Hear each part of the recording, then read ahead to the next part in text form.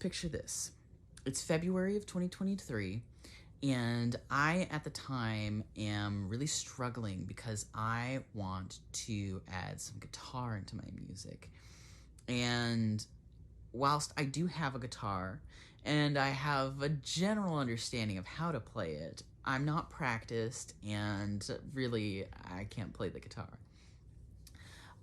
Maybe one day I'll put in the effort, but at the time I was playing around with these digital instruments and I was trying to make it sound either a little natural or at least good in some fashion. And since I was really struggling that, when I created the guitar sound for Black Hole, I was so friggin' stoked.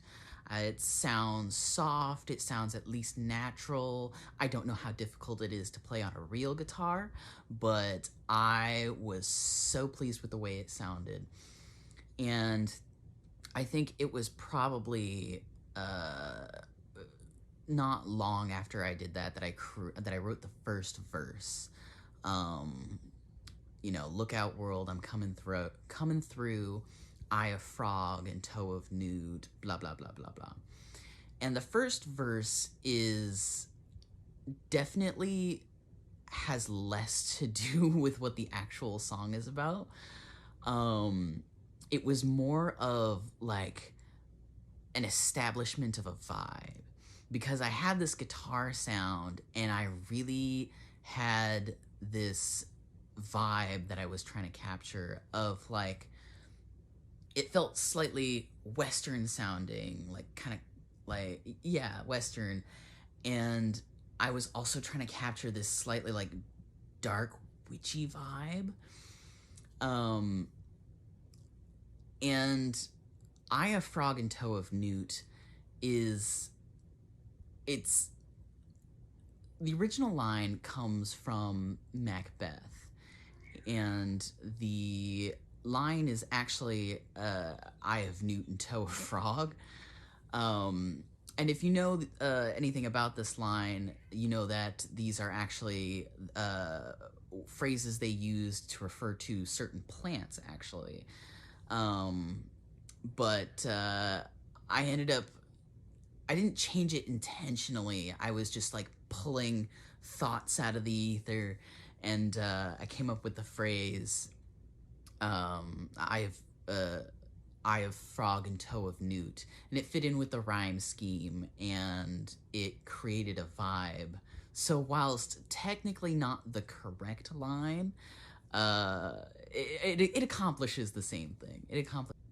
And so the first chorus kind of establishes the black hole,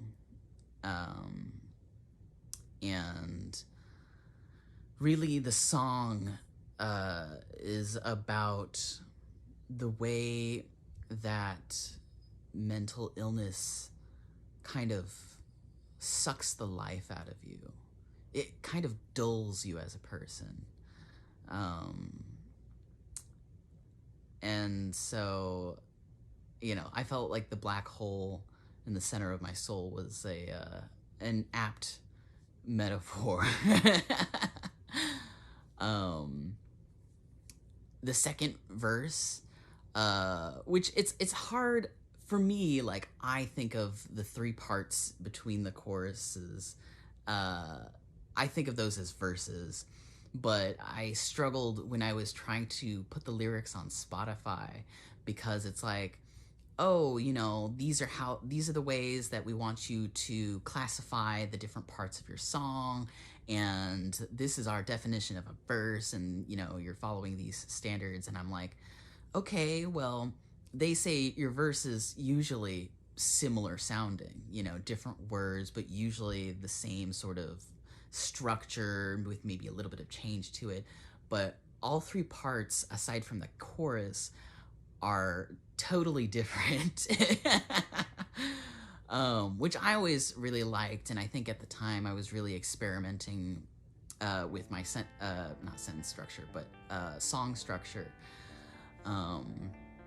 And so to me, all three of those were verses, but and I don't remember how exactly I classified it in the end, but I was like, well, should I make the first part an introduction, the middle part a verse, and then the last part an outro?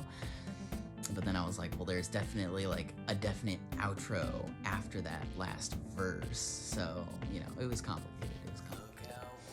But there's a part in that second verse that refers to an island where I put up all my dreams. And it's actually a reference to another song that I've written. It's not on this album, but at some point I wrote this song. I think it was called Beach Dreams, actually.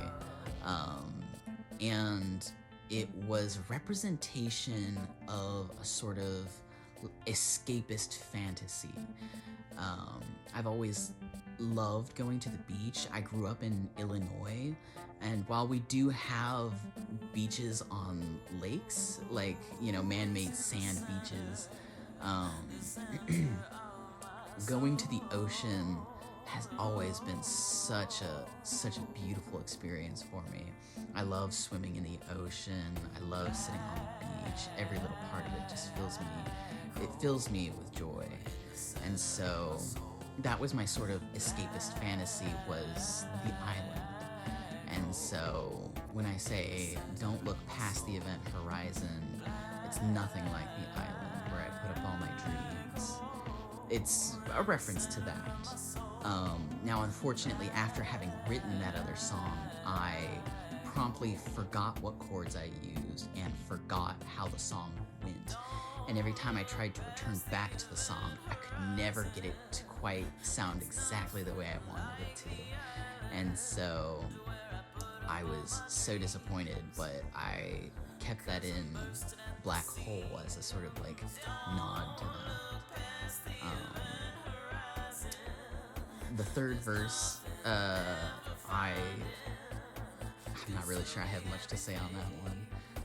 I liked the sort of breakdown, the sort of like, it's not a rap at all, but there's a sort of speed to it that I like. The speed, the rhythm, the rhyming scheme, and it does more to add to the theme of